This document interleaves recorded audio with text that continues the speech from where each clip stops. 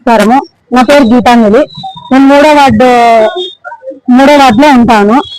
అక్కడ వైఎస్ఆర్సీపీ నేత కృష్ణమూర్తి 3వ వార్డు వాళ్ళ అదే కుమారమ్మ భర్త కృష్ణమూర్తి 1.5 సంవత్సరం నుంచి నన్ను చాలా అసభ్యంగా వేధించడము, ఏదోలా నన్ను ఇబ్బంది పెట్టడము ఇది చేస్తా అంటే అతని పైన నేను ఎన్నో సార్లు కూడా కంప్లైంట్ చేయడం కూడా జరిగింది.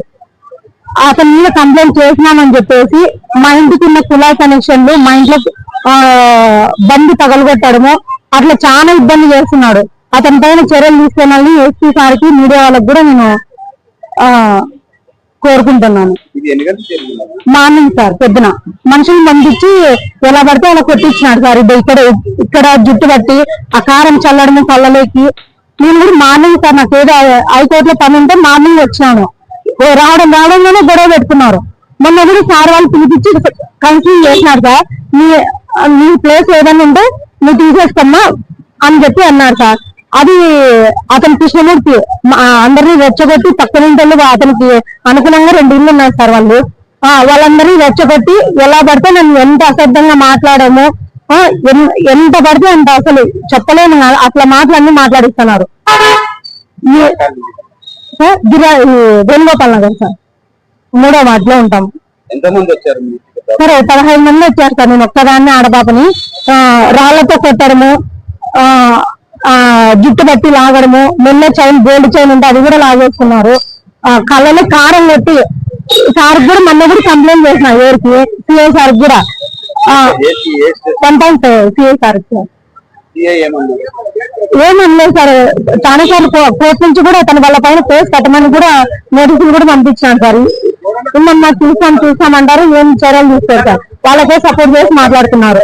నేను ఆడపాపను ఇప్పుడు ఆ ఇల్లు నేను వేరే వాళ్ళకి అమ్మినా వాళ్ళేమో మాకు ఇల్లు హ్యాండ్ ఓవర్ చేయని అడుగుతున్నారు. దీన్ని చూసే ఖాళీ చేయరు, దాడి చేసేకి వస్తున్నారు. దాడి చేస్తున్నారు సార్. దాడి చేసేది కాదు, దాడి చేస్తున్నారు. పట్టా అనేది సార్ రిజిస్ట్రేషన్ అయిపోయింది సార్. అది వాళ్ళు మీ ఇంట్లో నేను బాడీ పిచ్చేసి వేరే ఊర్లో ఉంటుంది సార్. మేము మా హస్బెండ్ ఆ ప్లేస్ అనేది నేను ఏదో కొంచెం సిమెంట్ ఇది పూసుకోవడానికి అని చెప్పి నేను ఖాళీ ప్లేస్ పెట్టుకోండి. వాళ్ళు రారు కదా అనేసి అతను గౌడ్ ఉన్నాను సార్, మారుతి గౌడ్ అని. అతను ప్రభాకర్ చౌదరి దగ్గర ఉంటాడు. అతను లవరు నేను ఈ పక్కన ముస్లింస్ వాళ్ళు కలిసి ఆ ప్లేస్ ఇంటుంటుంది సార్. ఆ ప్లేస్ అంతా కబ్జా చేసుకుని మా గోడలోకి పూర్తి రేకులు అట్లా పూర్తి తీసేసుకున్నారు. మా గోడలో తీసేసుకున్నారు. ఇప్పుడు అడుగుతుంటే పెద్ద మనుషుల దగ్గర వెళ్తే అమౌంట్ కట్టిస్తామని ఒకసారి అంటారు, ఒకసారి రేకులు తీసేసుకుంటాము ఆమె స్థలం ఆమెకు ఇస్తామంటారు, ఒకసారి ఇట్లా అడ్డం తిరిగి దౌర్జన్యానికి వస్తున్నారు సార్. అతను ఇవ్వద్దు అంటున్నాడు కృష్ణమూర్తి.